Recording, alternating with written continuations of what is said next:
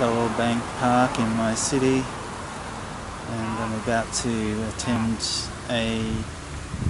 it's kind of like a Christmas party church thing with I don't know what they're doing, but it's eating involved, and so you just go to these things not knowing what to do. And while I was out this way at 5 p.m, I walked across the road to the park, so you'll get a view of the church, as well as in the background, as well as the park in the foreground. But I'm up to Matthew chapter 23, verse 11. He who is greatest among you shall be your servant. This is a great departure from the world, and it really flies in the face of everything that is worldly, and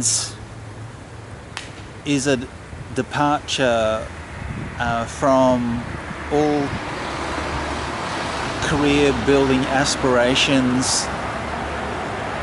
And even though we all know this scripture, and even worldly people can relate to this scripture, it's something that is actually not practiced, certainly in the institutional church system.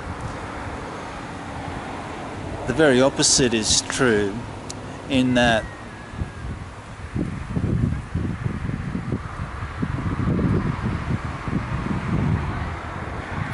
he who appears to be the greatest will make him pastor. That's basically how it goes in today's church system. Verse 12, whoever exalts himself with haughtiness and empty pride shall be humbled, brought low. And whoever humbles himself, who has a modest opinion of himself, and behaves accordingly, shall be raised to honour. This really is a departure from the secular way of thinking and the prideful way of thinking in all areas, whether that be sporting prowess or intellectual prowess or any form of engagement like that. It's just Jesus is saying that the very opposite will be true as far as his kingdom is concerned. And certainly it's a place where emptiness of pride shall be exalted. It's not something, the kingdom of heaven is not something where you reach out and grab a hold of like an aggressive man. Humility is something that you learn as you go along in your Christian walk, and the Bible teaches you how to be more and more humble each day, and it really is an acquired habit to learn.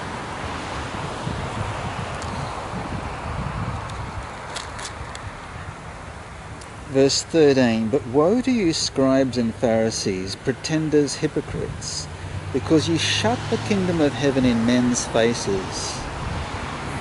For you neither enter yourselves, nor do you allow those who are about to go in to do so. This is perhaps one of the finest scriptures that I have personally come across. And it's just like a really great thing for somebody to even think this way, to behave this way, and to set a precedent amongst the entire world.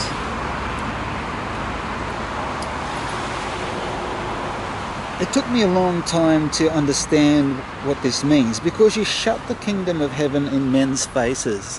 What does that actually mean? Like, for an example, as a rough example, like if you try to turn the other cheek, pastors will actually stop you from doing that. I've heard people try to discuss scripture at the end of a Bible study, and pastors will close that conversation and start talking about football and all sorts of things. If you start talking about sort of giving money to widows instead of for the institutional church, again, they will close that. Any form of true faith, they will actually close, and not only do they're not just happy to not obey these areas themselves, but they will stop other people from entering these areas as well. I can't emphasize how important this is to learn, because this absolutely is not the institutional church, and I really do believe that it's a matter that unless you actually learn what this scripture means, that you really are missing out on a significant part of the kingdom of heaven. It's not an option to skip on this issue. It's imperative that this scripture is learnt, appreciated, valued, tested. What I mean by tested is not as in tempting God, but try it out, like see if little things work. And it doesn't matter if the pastor gets upset or leaders get upset. The important thing is that you're giving it a go, and that it is working, that the kingdom of heaven really does work, and you spiritually will be greatly uplifted, and it'll take you into a different place altogether.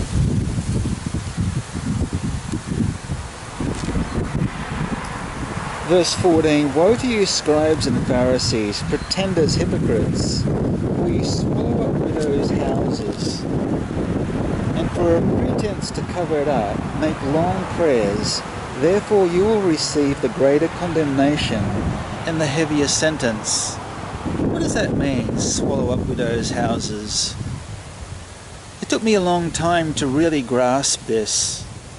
This is referring to the Pharisees, and widows would have a house after their husband had passed away, and the Pharisees would try to procure or gain that house and build it into their institutional system so that it extends their sort of, not career, but their institutional system of religion.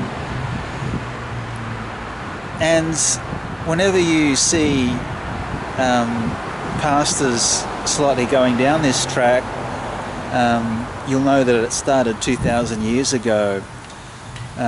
This happens a little bit even in church newsletters, where they say that you can deposit large sums of money and get paid a 4% interest.